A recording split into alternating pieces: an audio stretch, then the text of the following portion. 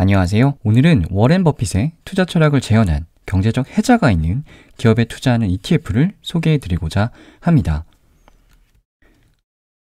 시대극에서 이런 모습 많이 보셨을 것 같습니다. 성이 있고 주변을 연못이 둘러싸고 있죠. 연못 위에 성을 지은 게 아니라 적의 침입을 막기 위해서 만든 인공 연못인데요. 이 연못을 바로 모트, 즉 해자라고 합니다. 이 해자가 뜬금없이 투자에 인용되기 시작한 것은 바로 워렌 버핏 때문이죠. 워렌 버핏이 나는 경제적 해자가 있는 기업에 투자한다 라고 이야기를 한 뒤부터 경제적 해자가 있는 기업이다 라는 표현은 경쟁 우위가 있는 기업 또는 높은 진입 장벽을 가진 기업 등을 지칭하게 됩니다. 좋을 때는 다 좋죠. 그런데 업황이 좋지 않을 때는 경쟁력을 가진 기업과 그렇지 않은 기업이 분명히 다른 행보를 보이게 됩니다. 경제적 해자가 있는 기업은 외부 환경이 악화된다고 하더라도 경제적 해자가 없는 기업에 비해서 경쟁력을 가질 수가 있어요. 조금 다른 이야기이긴 하지만 제가 반도체 ETF를 설명하면서 경제적 해자의 끝판왕이라는 표현을 가져다 썼는데 진입 장벽이 굉장히 높기 때문에 신규 플레이어들의 진입이 사실상 어렵습니다. 이쯤에서 경제적 해자가 있는 기업들에 대한 관심이 필요하다라고 판단하는 이유는 작년에는 성장주가 달리는 시장이었고요. 2월부터는 가치주가 괜찮았죠. 그런데 이제는 성장주들에게 과한 프리미엄을 기대하기도 어려울 것 같고 인플레이션 수혜주, 코로나19 관련 내수주들도 많이 올랐습니다. 하반기부터는 특정 테마나 섹터와 상관없이 진짜 경쟁력이 있는 그런데 주가는 저평가되어 있는 그런 기업들이 주목을 받을 수 있을 것 같습니다.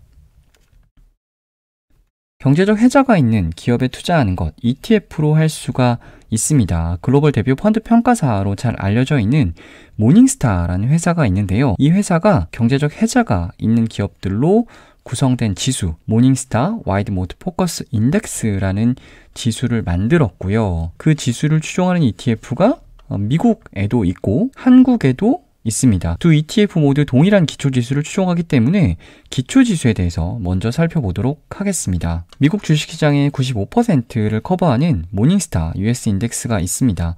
S&P 500 혹은 VTI의 기초지수와 동일시 하셔도 크게 무리는 없는 인덱스라고 보시면 될 텐데 이 인덱스에 포함되어 있는 종목들 중에 모닝스타의 자체 리서치를 통해서 기업들이 보유한 경제적 해자를 계량화하고 적정 가치는 얼마인가 등을 판단을 합니다. 그리고 기업들 중에 적정 가치 대비 저평가되어 있다라고 판단하는 종목 40개에서 50개 정도를 선별해서 지수를 구성을 합니다.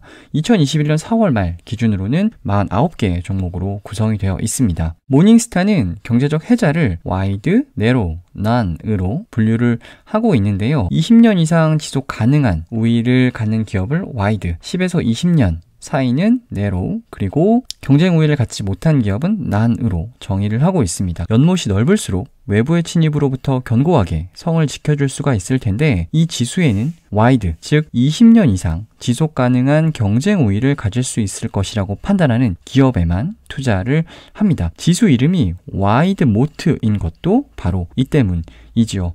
제가 자세히는 설명을 드리질 않았는데 경제적 해자를 가진 기업인지 아닌지를 판단하는 데 있어서 정량적인 요소와 정성적인 요소를 모두 고려를 하고 있어요. 그리고 아무리 경제적 해자가 뛰어나다고 하더라도 주가가 너무 많이 올라서 밸류에이션 메리트가 없다라고 판단한다면 이 40개 종목에 편입될 수가 없기 때문에 가치주의 성격도 어느 정도 가지고는 있습니다. 여기 밑에 보시면 ROIC, WACC 이런 말들이 있는데 이런 거 잘 모르셔도 됩니다. 우리는 이런 거를 잘 모르기 때문에 ETF에 투자하는 것이기 때문에 그냥 쿨하게 무시하고 넘어가셔도 됩니다. 경제적 해자는 5대 요소가 있는데요. 딱 하나만 소개를 드리면 전환 비용에는 애플이 해당이 되겠죠. 스마트폰 운용체제는 안드로이드 아니면 iOS인데 iOS의 생태계에 한번 빠지면 안드로이드로 넘어오기가 쉽지가 않습니다. 물론 반대의 경우도 있을 수가 있겠죠. 그런데 안드로이드 OS를 쓰는 스마트폰은 삼성뿐만 아니라 아주 많은데요.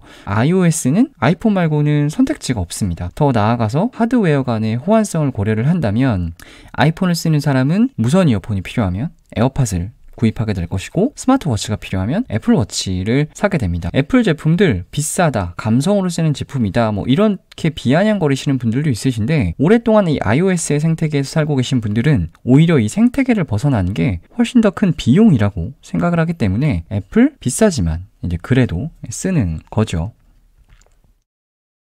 이렇게 투자를 하면 정말 성과가 좋을까? 모닝스타의 리서치 자료인데요. 2007년부터 2020년 말까지의 성과 그리고 위험 지표들입니다. 위가 모닝스타 와이드 모트 포커스 인덱스이고요. 모닝스타 US 마켓 인덱스인데 수익률은 13년 동안 연한 수익률이 13%이고요. 훨씬 높죠. 변동성은 살짝 높은데 샤프 지수도 더 좋고요.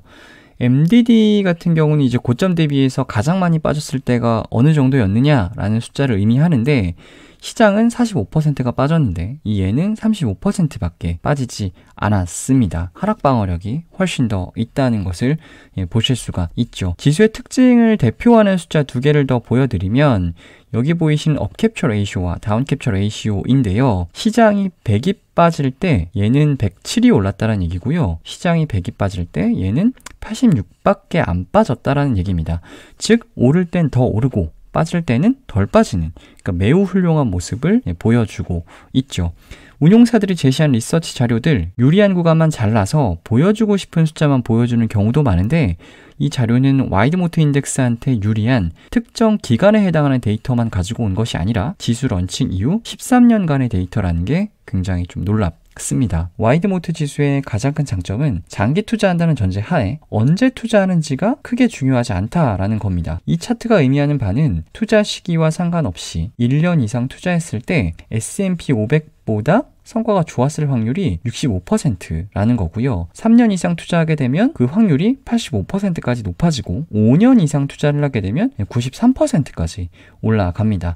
즉 투자 시기와 상관없이 장기 투자할수록 S&P 500보다 높은 성과를 달성할 가능성이 높다라는 것을 이 차트는 이야기를 해주고 있습니다. 해당 지수를 추종하는 ETF인 모트와 S&P 500 ETF인 스파이의 연도별 성과를 비교해 본 것인데요. 2016년부터 2019년까지 S&P 500 대비해서 모두 초과 성과를 달성하고 있습니다. 2015년까지는 성과가 조금 부진한 것을 볼 수가 있는데 2015년 이후에 지수 구성 방식을 조금 바꿨습니다. 그렇게 지수 구성 방식을 바꾸고 나서 2016년부터는 놀라운 성과를 이어가고 있죠. 절대 성과도 성과지만 더 놀라운 것은 이 밑에 보이는 숫자인데요. 이 숫자가 의미하는 바가 뭐냐면 동일 유형 펀드들 중에 몇 등을 했냐라는 것을 의미를 합니다. 모트가요, 모닝스타 기준 대형 혼합형 펀드로 분류가 되는데 동일 유형 펀드 중에서 2016년에는 상위 1%에 들어갔다는 얘기고 2017년에는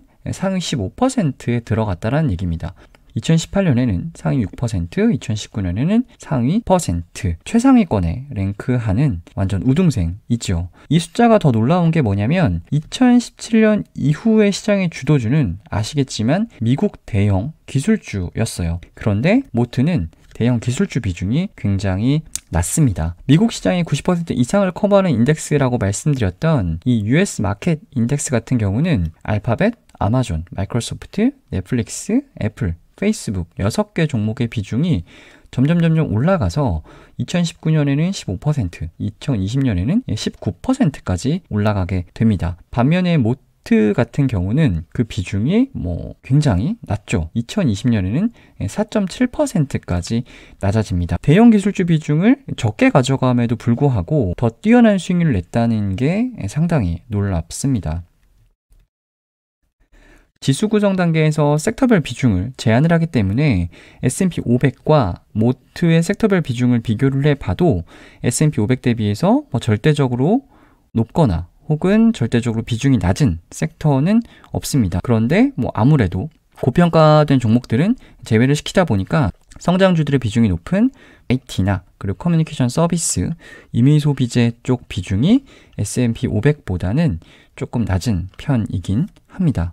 모닝스타 와이드모트 포커스 인덱스를 추종하는 국내 ETF가 이름이 킨덱스 미국 와이드모트 가치주 ETF예요. 그래서 가치주 ETF라고 오해하실 수도 있는데 S&P 500과 비교를 하면 가치주 비중이 높긴 하지만 가치주 ETF는 아닙니다. 종목 선정 마지막 단계에서 저평가된 종목 40개를 선별하긴 하지만 와이드 모트, 즉 경제적 해자가 우선이지 저평가가 우선은 아니라는 점도 유념을 하셔야 할 것 같습니다. 편입비 상위 15개 종목을 가져와 봤는데요. 종목도 종목이지만 여기 마지막 줄에 보이는 PE를 보여드리고 싶어서 가지고 온 표입니다.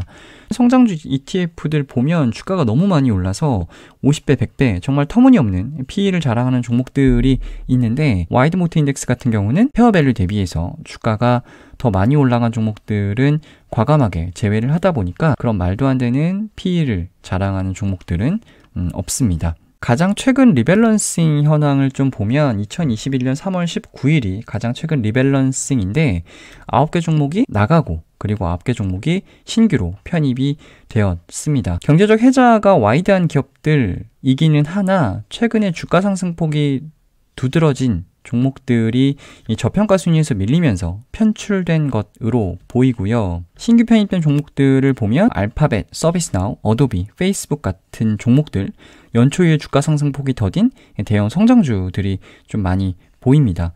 편출된 종목들을 보면 반도체 관련 종목들이 좀 많이 보이고요. 작년 11월부터 주가 상승폭이 좀 두드러졌던 금융주들도 좀 많이 보입니다. 모닝스타는 와이드 모트를 20년 이상의 경쟁 우위를 가질 수 있는 기업으로 정의를 한다라고 말씀을 드렸는데 이런 경쟁력이 하루아침에 뿅 하고 나타나지는 않죠. 그러다 보니까 특정 기업이 하루아침에 경제적 해자를 지님으로써 이 지수에 편입이 되기보다는 이미 와이드 모트를 가진 기업들 중에 주가가 고평가 수준인지 저평가 수준인지에 따라서 구성 종목이 바뀔 가능성이 좀 높아 보입니다. ETF 읽어주는 남자, 오늘은 여기까지입니다.